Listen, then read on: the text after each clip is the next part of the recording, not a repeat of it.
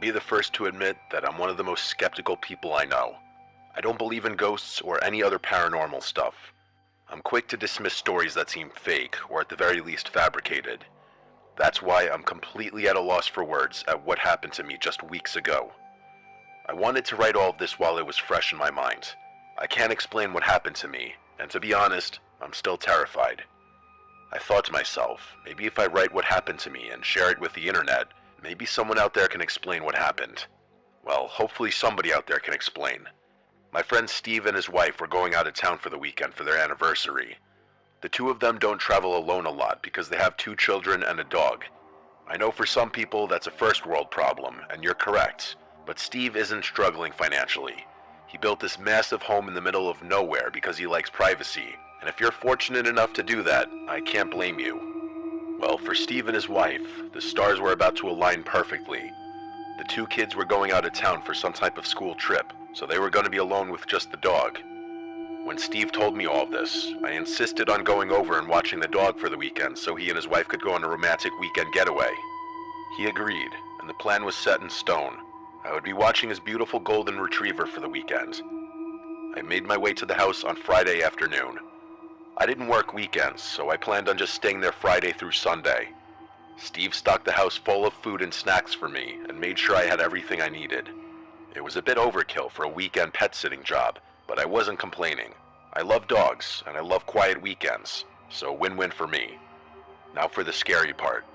On Friday night, the dog and I just hung out and watched movies. Steve sent me a text around 9 p.m. and said, "Don't get scared being all alone in that house. It can get pretty spooky at night when you're by yourself." I gave him a single LOL text back and told him to shut up. As I said before, I'm a very skeptical person. I don't get scared of empty houses or being alone in the middle of nowhere. I'm well aware that anything can happen, so I just don't get scared easily. I slept in the spare bedroom, and Steve's dog came with me. We went to bed around 1 a.m. At 3:21 in the morning, I woke up to the sound of the dog barking downstairs. It was that loud and vicious barking. I won't lie, that actually did scare me.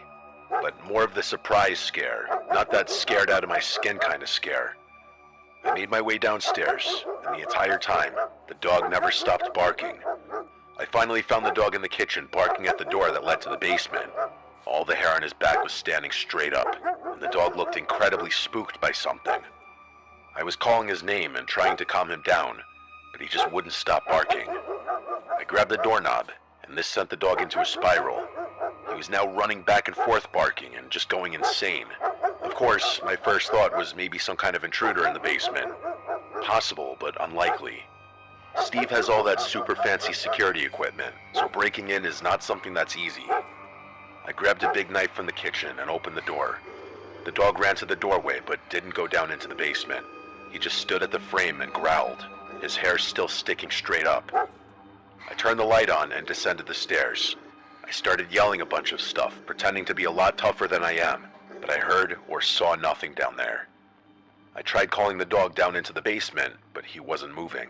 I even went as far as to look all around the basement to give my mind some peace. It's a finished basement, so I looked in closets in every corner, behind furniture, and even in the bathroom that's down there. No intruder and no evil ghosts. The only thing I did notice was how unreasonably cold it was down there. I know it's a basement, but I've been down there a million times, and it's not that cold. Even in the dead of winter, it's never that cold. At the end of the day, a cold basement is no reason to freak out and run away. I spent the rest of the night in the living room. It took a while, but the dog finally calmed down, and we both fell asleep again. The next day, the dog was completely fine. We played outside for a while, and I just spent most of the day listening to music and watching movies. I went down in the basement at one point during the day, and the temperature was completely normal. It felt like the rest of the house. I didn't really spend much time giving it thought, and just went about the rest of the day. That night, I decided to stay on the couch, just in case the dog had another basement door incident. I wanted to stay up later, but I ended up falling asleep while watching a movie. Once again, at almost the exact same time, I woke up to the dog throwing a fit and barking like the house was on fire or something. I stormed into the kitchen, and again I tried getting the dog to stop barking, but he wouldn't listen for the second night in a row. But this night was different. I didn't think it was possible, but the dog was even more erratic that night than he was on the previous night. I knew nothing was down there, so I told him repeatedly that it was okay. It was like I wasn't even there. When I grabbed the doorknob this time, instead of continuing to bark, he started to cry and whimper. It was the strangest thing.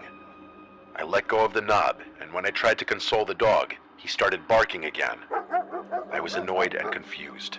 One last time, I grabbed the knob and went downstairs. Again, the dog started to cry and still wouldn't follow me into the basement. This time was different. It was still cold down there, just like the previous night, but this time it stunk so badly. I don't know how to describe the smell other than just bad, but perhaps the weirdest thing was that some of the pictures he had on the wall of his family were knocked over, and the bar stools down there were also knocked to the ground. Other than that, nothing else was misplaced or destroyed. I picked up the bar stools and also the pictures and just set them on the bar. The smell was so overbearing that I didn't even want to be down there anymore. I went back upstairs, and for the first 30 minutes or so, the dog continued to bark, and I tried to figure out what could be the reason for the smell. When the dog finally calmed down, I gave him a treat and we both fell asleep. When I woke up in the morning, I went into the basement to try to get to the bottom of the smell, but the smell was gone, not even a lingering odor. Also, the dog followed me down, and he was happy as can be. For 2 nights, that dog refused to come into the basement with me, but today, he went down there without a care in the world. I was completely stumped. I had no clue what had happened the previous 2 nights. Steve got home around 1 in the morning, and as you may expect, his dog was jumping for joy. His wife took the dog outside, and I started catching up with Steve for a bit. He asked how everything was, and I told him that, for the most part, everything was great. He gave me a confused look when I said for the most part, so I explained in detail what happened over the weekend. I totally expected him to laugh and assume I was playing a joke on him, but he didn't laugh. He didn't even smile. He just stood there. He finally looked down and told me that, occasionally, when the dog was a puppy, he would have these barking fits and just go crazy barking at that door. Apparently, he hadn't done it in years, so Steve forgot about it. They never knew the reason, but then one night, he just stopped doing it. I could tell Steve was freaked out, a lot more freaked out than I was. We talked about it for a little longer, but ultimately, I kept telling Steve not to worry, and it's probably nothing. It's been 2 weeks, and I have not been able to stop thinking about it. Steve told me that since they've been home, the dog has been completely normal and has had no basement door episodes. I've tried looking into it myself, but I haven't found anything that could logically explain what happened. Just when I think I may have found something that sort of explains what happened, once I add everything up, it doesn't make sense. So what's the deal? Can someone out there explain to me why that dog was acting this way? What was the smell, and where did it come from? I need help, people. I'm losing sleep, and I don't even live in that house. I just want some sort of answer.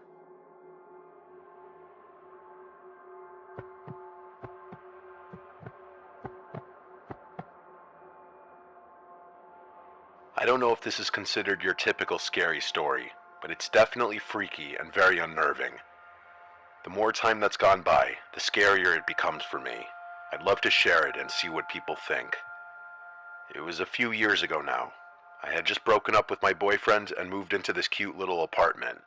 It was an entire apartment complex. The complex itself was beautiful, quiet, and elegant.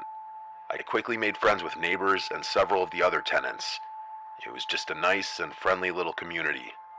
A few months into my lease, I thought I heard the sound of running coming from the hallway one night when I was getting ready for bed. I looked out the peephole of the door, but didn't see anything. There weren't any kids in my building, so I couldn't imagine who would be running at that hour. But strange things happen, so I didn't question. The next few nights, I heard the sound again. I didn't get up and look because it just didn't seem that important to me at the time. It's worth noting that my apartment is on the ground level, and my windows face a beautiful courtyard. The door to the apartment is still inside the building, and you need a key to get into the building. It took a little while to get used to the windows being at ground level at first, because if you wanted to, you could come right up to my bedroom window. I will say that I wasn't worried about anybody in this community doing that. I'm just stating that it was something on my mind when I first moved in. However, that information is about to become relevant, because one night, I woke up to what sounded like giggling outside my bedroom window. It was weird for sure, but I just figured some kids were acting stupid and hanging out too close to my window. I tapped the window glass and made a loud shushing noise. The giggling stopped for just a second, and then a faint tapping sound could be heard on the other side of the glass. It freaked me out, but I wasn't about to let some kids have that satisfaction over me. Once I composed myself, I grabbed the curtain and whipped it open. There was nobody there. I was looking at the quiet night courtyard and nothing more. Even if some kids were out there, I have no idea where they would have gone that fast. I closed the curtain and shrugged it off. I wasn't about to let some kids ruin my sleep. This weird giggling outside my window continued for a few nights. I just learned to ignore it. I have young nieces and nephews, and usually when I ignore their stupid pranks, they stop doing whatever they're doing. That was my plan with these giggling kids. I assumed that if I just stopped acknowledging them, they would stop trying to mess with me, and unless they gave me a reason to report them, I wasn't going to bother the apartment complex manager with this. I think it was 2 days later while I was at work that I received an email from the complex manager. She seemed short in the email. She asked if I could stop at the main office when I got home from work. She had to show me something, and she claimed it was urgent. I told her I could stop by after work. I remember all day long being stressed about it. I was worried my rent money didn't clear or something like that. When I showed up, she told me to lock the door. She started talking quietly, almost in a whisper. This one guy who works in the security office came in and sat next to me. The manager told me that while the security guard was monitoring some footage, he came across this. She showed me security camera footage of the hallway where my apartment is located. Around 2 in the morning, 2 small hooded figures approached my door. They looked about the size of children who were maybe around 10 or 12. They were just standing there in the grainy footage. It looked like they were standing about an inch away from the door. The scariest part of this was that when she fast-forwarded the footage, they didn't move at all. It was nearly 10 minutes of them just standing extremely close to my apartment door. Before they finally walked away, one of the small figures reached for the doorknob and tried opening the door. You can clearly see them jostling the door a few times, but it doesn't open. After the 10 minutes in the video, they skip away from the sight of the camera. I was finally freaked out. Whoever these kids were, they were targeting me for some reason. I told the security officer and the manager about the window incident, but when they looked back at the footage, they found nothing. We still called the police and gave them a statement. They said if anything else happens, give them a call, but at that point, there really was nothing they could do. The security officer attempted to see if they could find out where the kids skipped off to when they left my apartment door, but it's almost like they vanished. They couldn't find them on any other camera on the entire complex. The next night, I decided to stay awake. I was going to catch these kids one way or another. But that night, there was nothing. No giggles and no sounds from the hall. It was about a week later, and I heard something coming from the hall. It was about 1:30 in the morning. I muted the TV and listened intently. I heard the sound of my doorknob rattling around. It was happening. The kids were back at my door. I ran over nervously and yelled for them to get away. I could hear a child laughing, and then another soft child voice whisper, "Mom, we're home. Just open the door and let us in." I didn't say anything. I looked through the peephole and just saw 2 small figures with their heads down. The voice whispered again, "Please let us in. We're home now, please." That last please that the child said almost sounded desperate. I didn't care. I yelled that their mother doesn't live here anymore and that I was going to call the cops. Both kids started to giggle.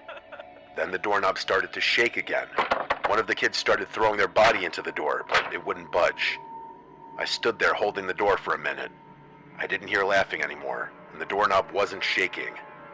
When I looked one last time, nobody was out there. I was still too afraid to open the door, just in case they were just outside of my view. I called the police, and the cops were quick to assume it was just local kids playing a prank on me. I didn't argue with that because it seemed like the most logical explanation. I finished with my statement, and that was that. A few days later, I ran into the apartment manager in the parking lot. She pulled me aside and asked if I had experienced anything since that last time. I told her no, and that I was sure it was just some local kids. She made a weird face and told me she wasn't so sure. She told me that the woman who lived in the apartment before me was strange. She didn't give me a whole bunch of information for privacy reasons, but she was fairly confident that something horrible happened with that woman's children. She didn't elaborate or give any details. She didn't even give me the name. She just implied that something horrible happened and left it at that. She said that she had already said too much and she didn't want to get into trouble for sharing personal information. She told me to be careful and just keep locking my doors. I'll never forget her walking away saying, "This wasn't a prank." To my knowledge, I don't think those kids ever visited my apartment again while I was there. I've spent some time trying to figure out exactly what happened, like who these kids were and what the apartment manager meant. Was she implying that these kids were like ghosts or something? I know that seems insane, and I'm sure that's not what it is, but you have to admit, it is strange. It's weird to me that the police and the security officer couldn't find where these kids went after they left my apartment. Something that dawned on me after I had already moved out was something I had overlooked. There should have been no way for the kids to get inside the apartment building without a key. As I said before, there were no kids that lived in my specific building. So how did they get in? Where did they go? As time goes on and I reflect on this story, I get more freaked out. It's amazing to me that I wasn't more scared in the moment. I'm years removed and don't even live there anymore, and I'm more scared today writing this than I was when I experienced it. I still don't believe in ghosts or anything paranormal, but I can't explain exactly what it was. Neighborhood kids are the easy solution, but the more I replay the memories in my head, the more impossible that seems. I know how this story sounds, but I think it's worth sharing. Maybe I really did have an experience with something not from this world.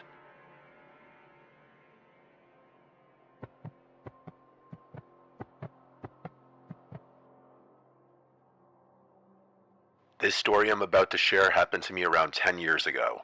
It's without a doubt one of the most terrifying things that's ever happened to me. I recently stopped telling people this story because most of the time people tell me I'm lying or making it up. It was my wife who pushed me to write this down and share it. She said maybe somebody out there has gone through a similar experience, so here it is. Back then, I worked at a dead-end job. Just like most of us, it was a way to make ends meet. The mundane drag of retail work was beginning to drain the life from me.